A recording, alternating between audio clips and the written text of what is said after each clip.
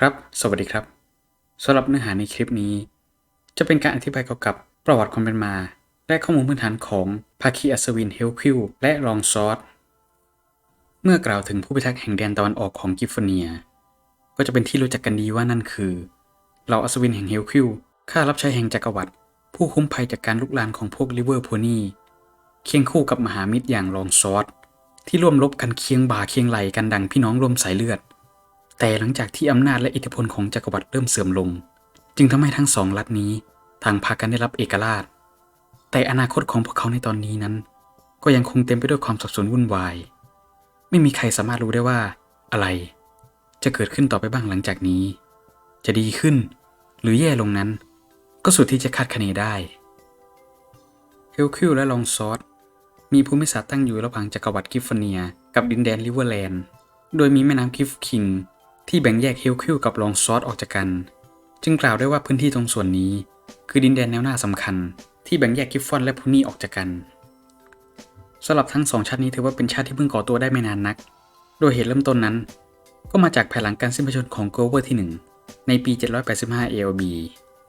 ส่งผลให้อำนาจของจักรวรรดิถูกท้าทายโดยนิมบูเซียที่ลุกลานดินแดนกิฟเฟนโฮสที่อยู่ภายใต้การคุ้มครองโดยจักรวรรดิด้วยเหตุนี้จักรพรรดิโกลเวอร์ที่2ผู้เพิ่งขึ้นของราชย์ได้ไม่นานแต่ประสบปัญหาเกี่ยวกับ Idol of Boreals ที่ไม่ตอบรับต่ออำนาจของจักรพรรดิผู้ทรงพระเยาว์ซึ่งนั่นก็จะกลายเป็นปัญหาในด้านความมั่นคงในการปกครองของจักรวรรดิขนาดมหึมาที่พร้อมจะแตกแยกได้หากโกลเวอร์ที่2ไม่สามารถสร้างความชอบธรรมในการปกครองนี้ได้ดังนั้นการบุกรุกของนิบูเซียจึงเป็นการเปิดโอกาสให้โกลเวอร์ที่2สร้างสถานะจักรพรรดิผู้เกรียงไกรแทนที่สถานะจักรพรรดิแห่งองค์โบเรียลของโกลเวอร์ที่1ได้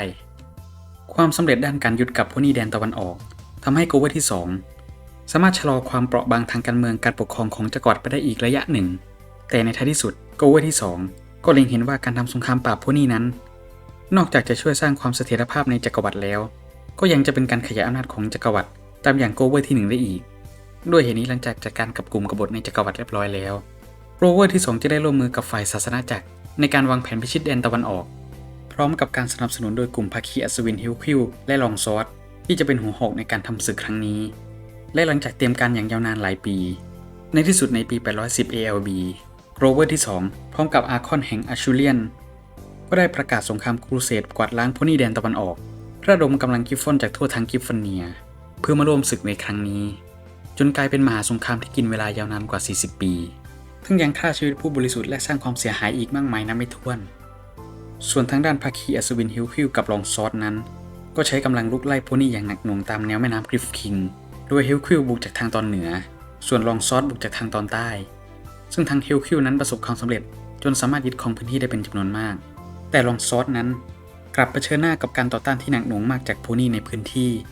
จึงทำให้ไม่ประสบความสำเร็จเท่าไหร่นัก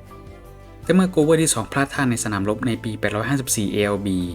ทำให้สงครามครูเสดนั้นยุติลง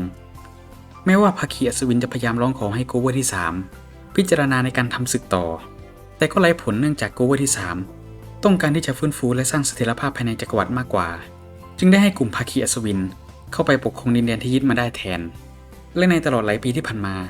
เฮลคินกับลองซอร์ต่างรับใช้จักรวรรดิด้วยความภักดีมาโดยตลอดไม่ว่าจะเป็นทั้งการสร้างเมืองขยายอาณาเขต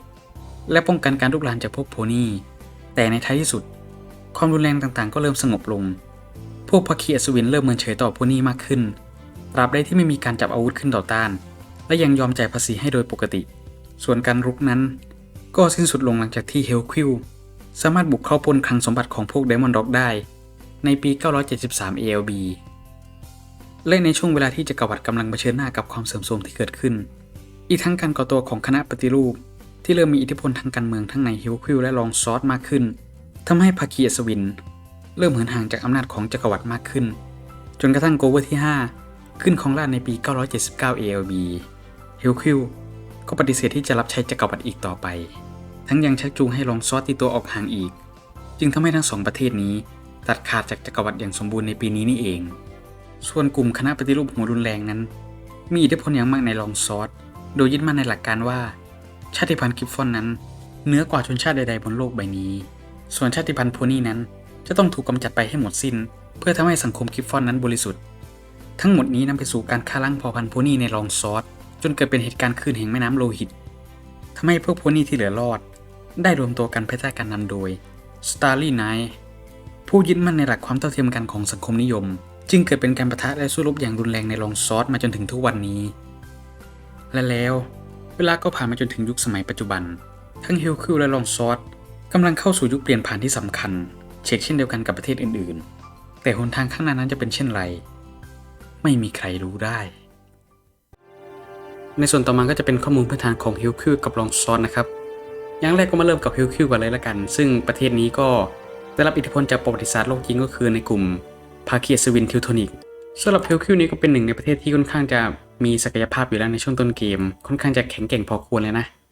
แล้วอีกอย่างคือเราก็ไม่มีทางที่จะถูกบุกรุกอยู่แล้วเพราะว่าทางจักรวรรดิก็ไม่คิดตีเราทางพวก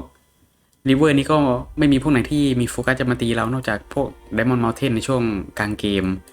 พวกประเทศเพื่อนบ้านทางตอนเหนือนี่ก็เป็นคือไม่ได้เข้มแข็งอะไรมากเราสามารถบุกเข้าได้ง่ายมากเลยแล้วเราก็มีเสริมใน National Spirit ก็คือ Knight of Hellquill ก็คือ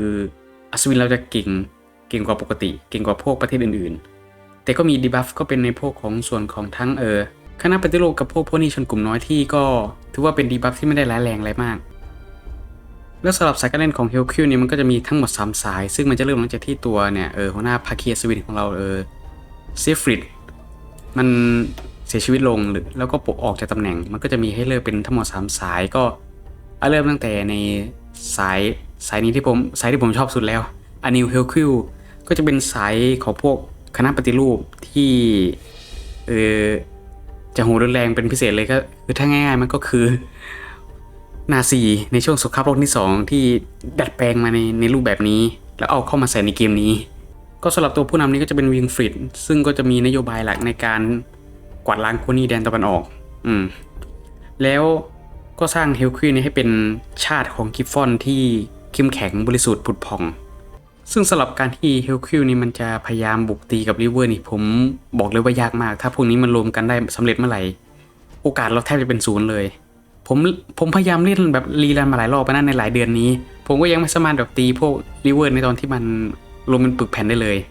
ถ้าตอนที่มันแบบยังกระจายหรือแตกแยกกันเองเนี่ยมันยังตีง่ายอยู่เพราะงั้นสำหรับคำแนะนำคือถ้าใครอยากจะลองแบบไฟกับพวกริเวอร์แบบตอนที่มันเข้มแข็งที่สุดนี่ผมก็แนะนำให้พยายามไล่ตีกับพวกเพื่อนบ้านก่อนดีกว่าพยายามหาฐานอำนาจพยายามปิดล้อมสกัดพวกแนวร่วมหรืออะไรพวกนี้ให้ได้แล้วลองเปิดศึกดูแบบค่อยๆกำจัดไปทีละประเทศไปก็อาจจะมีสิทธิ์อยู่นะแต่มันก็ค่อนข้างที่จะยากพอควรเลยสายต่อมาก็ The Last True Knight อันนี้ก็จะนำโดยตัวErlax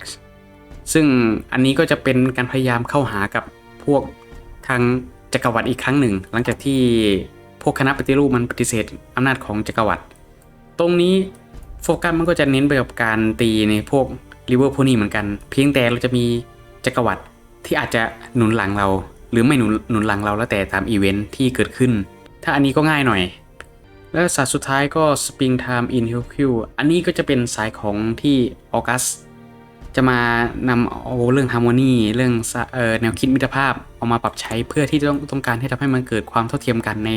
สังคมของโพนี่และกิฟฟอน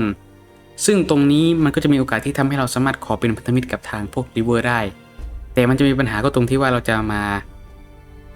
ประกาศศึกหรือมีศึกกับพวกทาง Empire แทนถ้าพวก Empire พวกนี้ยังอยู่รอดนะ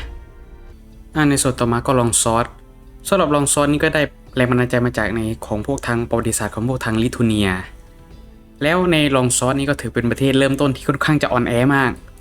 เพราะเรามีในส่วนของดีบัฟตรงนี้ด้วยคือ The Long Swordian Blood ก็คือเรื่องการฆ่าน้องเลือดในลองซอส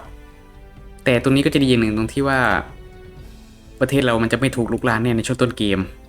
เพราะเราจะทำสงครามตีกันเองนั่นเอง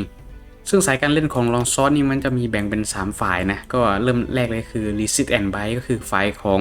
Starry Night ซึ่งเป็นสายสังคมนิยมที่ต้องการที่จะล้มล้างกับพวกอำนาจของพวกกิฟฟอนโดยเฉพาะพวกคณะปฏิรูปที่ทั้งกวาดล้างทั้งโพนี่หรือกิฟฟอนที่เห็นต่างหรือไม่เห็นด้วยกับพวกคณะปฏิรูปพวกนี้ก็เลยต้องการแบบนำเอามาซึ่งความเท่าเทียมกันและกันในสังคมแทนที่กับการกดขี่ของพวกคณะปฏิรูปก็ถือว่าเป็นสายที่เล่นง่ายสุดแล้วนะถ้าเทียบกับ3สายทั้งหมดนี้ต่อมาก็ Oppose the Cult อันนี้ก็จะเป็นสายของพวกอัศวินอนุรักษ์นิยมที่ต้องการที่จะกำจัดอำนาจของพวก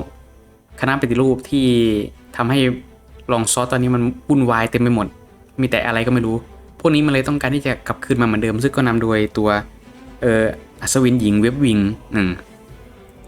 อันนี้นี่ก็คือจะเป็นสายแนวกลางๆเลยก็มีในเรื่องน่าสนใจนะอันนี้ก็ถ้าใครสนใจก็ลองเล่นได้และในสายสุดท้ายก็คือ The Plan Continue อันนี้ก็ตัวเขาพอลัสก็ตัดสินใจที่จะดันทุรันในการวางแผนการปฏิรูปประเทศต่อซึ่งมันก็นำไปสู่ทั้งความวุ่นวายและผลเสียมากมายและก็เป็นสายที่เล่นยากที่สุดด้วยแต่อันนี้สุดท้ายแล้วคือก็จะเป็นสายที่มันจะมีจุดจบไป2ทางก็คือการรวมเข้ากับพวกทางฮิลคิว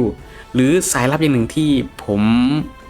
จะไม่ขอสปอยแล้วกันเพราะอาจจะเก็บไว้เป็นหนึ่งในเกมเพลย์ที่ผมจะเล่นในอนาคตเนื้อเรื่องน่าสนมากอันนี้และในส่วนตรงนี้ก็คือเรื่องสงครามกลางเมืองซึ่งอันนี้ก็ผมจะแนะนำเป็นไกด์คร่าวๆแล้วกันเผื่อสำหรับใครที่เริ่มเล่นแล้วจะสับสนเพราะผมตอนเล่นครั้งแรกผมก็งงเหมือนกันแหละว่ามันจะมีวิธียังไงแต่การแนะนำการเล่นนี้ก็คือมันเหมือนกับการที่เราเล่นหมากคือเราต้องรู้จักการวางกองกำลังวางตำแหน่งแล้วก็ใช้ประโยชน์จากทั้งสภาพแวดล้อมและกองทหารหรือโฟกัสที่เรามีให้เกิดประโยชน์ที่สุดอย่างแรกก็มาเริ่มกับในส่วนของสายของทาง Starry Night ก่อนแล้วกันสำหรับอันนี้เล่นง่ายอยู่แล้วเพราะเราจะได้รับการสนับสนุนจากพวกกองทหารอาสาจากทั่วทั้งริเวอร์เลยที่จะส่งพร้อมช่วยเราหรือถ้าโชคดีหน่อยก็อาจจะมีพวก Equestria ด้วยแต่ตอนนี้มันอัปเดตผมก็ไม่แน่ใจเหมือนกันนะว่า Equestria จะมาช่วยอีกไหมเพราะเมื่อก่อนนี่มันโกงมากเพราะพวกประเทศสายฮาวานี่นี่มันมาช่วยซะจนพื้นเราไม่ต้องทำอะไรนั่งกระดิกเท้ารอที่เหลือเดี๋ยวพวกทหารอาสามันก็ตีให้เราแล้วและในสายของพวกทางอัศวินพวกทางนี่เว็บวิงอันนี้ผมแนะนำทางที่ดีสุดก็คือพยายามตึงแนวแม่น้ำไว้ใช้แนวแม่น้ำเนี่ยให้เกิดประโยชน์ที่สุดและพยายามเก็บพวกปฏิรูปให้เร็วที่สุดเพื่อที่เราจะได้บุกตีจากเหนือลงใต้มาโดยตรงซึ่งอันนี้ก็พยายามกันไว้ในกันอย่างน้อยมันมีโฟกัสดีๆนะโฟกัสถ้าเราพยายามเร่งโฟกัสในการกันหรือหาอาวุธได้มันก็ไม่มีปัญหาอะไรแล้วและในสายสุดท้ายก็คือในของพวกคณะปฏิรูปอันนี้เล่นยากสุดเลยอย่างแรกคือเรามีฐานแค่3กองแล้วเราต้องเจอกับการโดนตีจากทั้ง2ฝ่ายตรงนี้คือแล้วเราไม่มีภูมิศาสตร์ป้องกันที่ดีเท่าไหร่นอกจากจะเป็นการคือผมแนะนำคือตั้งแนวตั้งแนวยันไปตามแถบแนวนะตรงนี้เหลือพื้นที่ตรงนี้ไว้ก็ได้เพื่อให้พวกนี้มันแบบอ้อมพวกฝ่ายใต้พวกนี้มันอ้อมเข้าป่าแล้วก็ไปติดไงเพราะไม่สามารถบุกตีเมืองเราได้แบบนี้เป็นต้นก็จะเป็นทางดีสุดอันนี้เป็นเทคนิคนะแต่ยังไงก็ตามคือทั้ง3ประเทศนี้ไม่ว่าใครจะแพ้ใครจะชนะสุดท้ายก็จะไปเจอบอสใหญ่ก็คือเฮลคิวอันนี้ก็ต้องรับมือให้ดีพยายามยันแนวแม่น้ำไว้แล้วก็ปล่อยให้เฮลคิวมันบุกมาเรื่อยๆจนกว่ามันกำลังสำรองจะหมดแล้วเราค่อย